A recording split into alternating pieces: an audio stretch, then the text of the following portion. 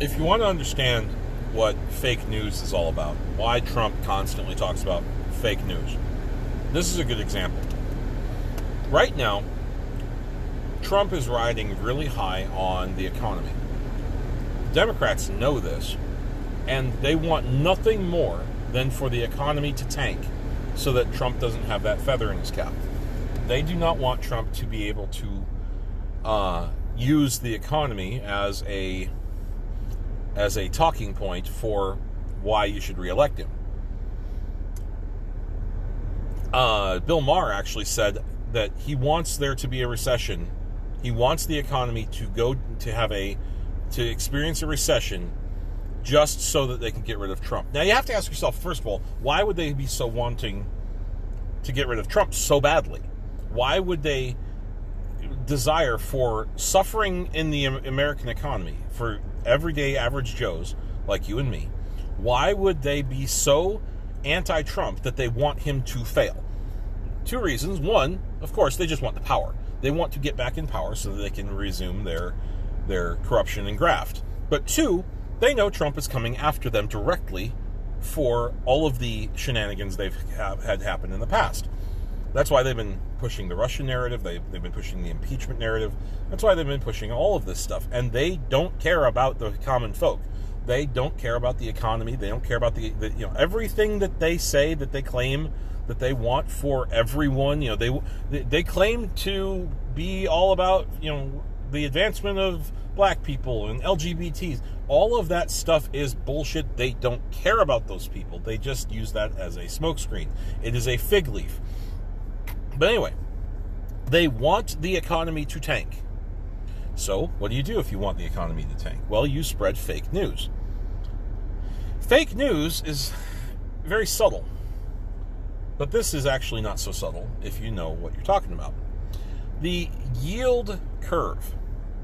The yield curve is, if you were to plot out all of the yields of different bonds from like a 2-year bond to a 30-year bond, you would see the yield growing as the duration of the bond goes, further and further into the future.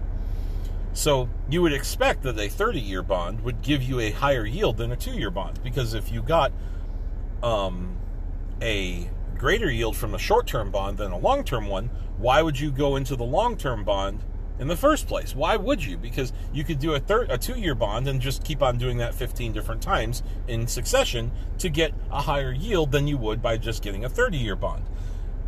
The rate that you get on a bond investment is dependent upon the length of time that you are going to be basically letting the government have your money without being able to get it back, right?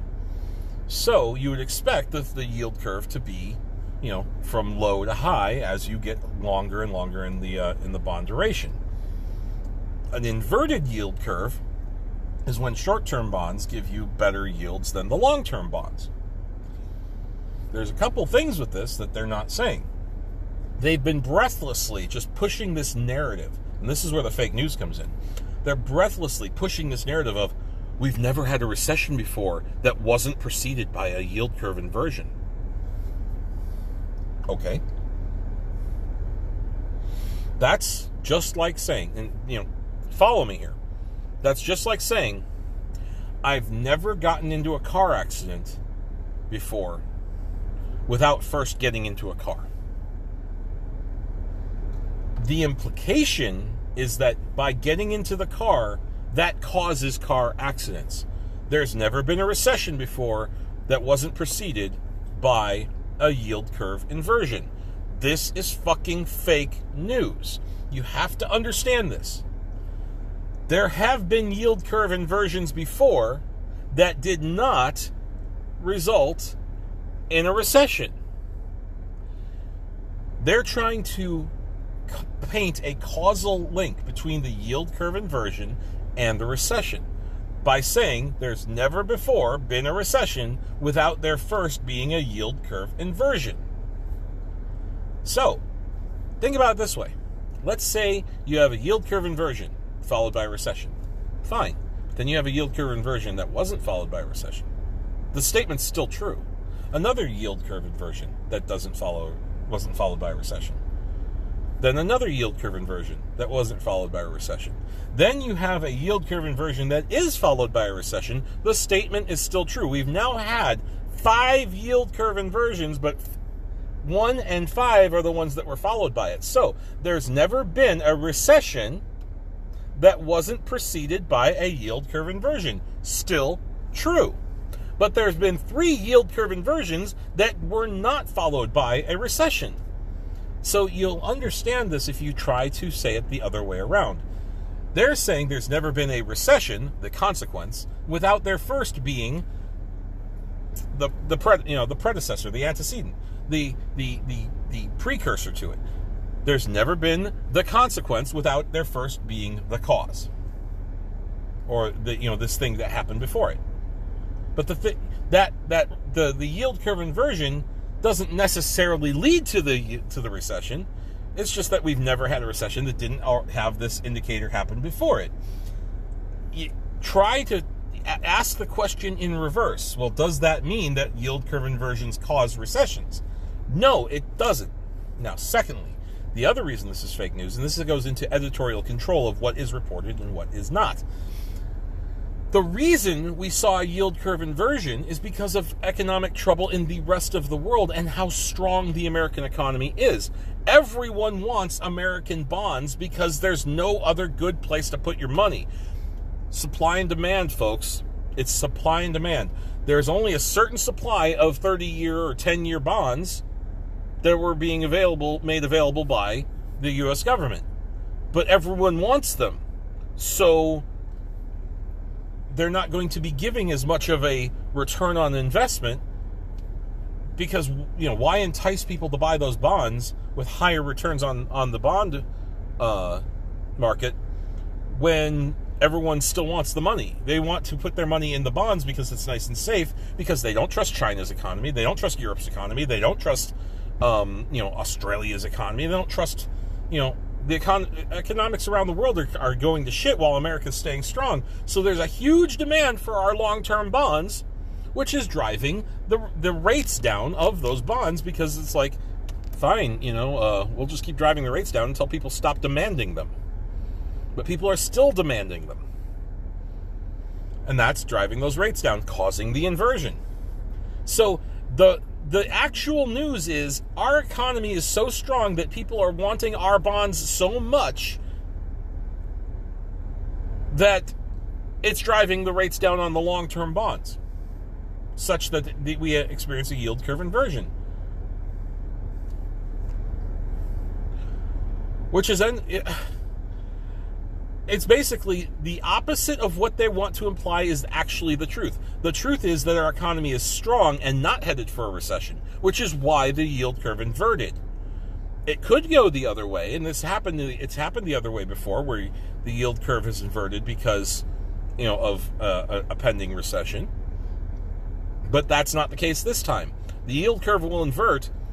Imagine like a U-shaped graph. Like, on here is like bad economy to good economy. Average economy is here. So the yield curve, chances of a yield curve inversion are really high when you have a bad economy. They go down when you have a normal economy. And they also go back up when you have a roaring, hot economy. So those times that you had a recession that was preceded by a yield curve inversion, it was when you're on this side of the U. The chances of having that yield curve inversion were high. It happened. We had the recession. But we're over on this side. We're on the opposite side of that probability chart. So now you understand that. You understand that this is a deliberate thing. Because, see, in economics, people are panicky. And economic... what's the word I'm looking for? The consumer confidence is what I guess. Investor confidence matters. And if you spook the herd, the entire herd will just jolt one way. And that's what happened the other day when we dropped 800 points. Everyone saw that yield curve inversion, and the media breathlessly reported, oh my God, yield curve inversion, that's a sign of a recession. And people are like, oh, what recession? Better sell, sell, sell. You know what happened the next day? Went back up 200 points. You know what happened the next day after that? Went back up 100 points. We're back on track, and everyone's like, oh, okay, maybe it wasn't so big of a deal. But you see, my local news media and the national news media, they reported on the 800-point recession, or the 800-point drop that one day, saying, oh my God, yield curve inversion points to recession, and recession fears cause this huge drop in the Dow, 3% drop, blah, blah, blah. Did they report on the recovery? No. More fake news. You see how the fake news it's a constant drumbeat of these small editorial decisions of what to report, what not to report, and the portrayal of these reports in such a way as to, doom and gloom is on the horizon. The recession is coming.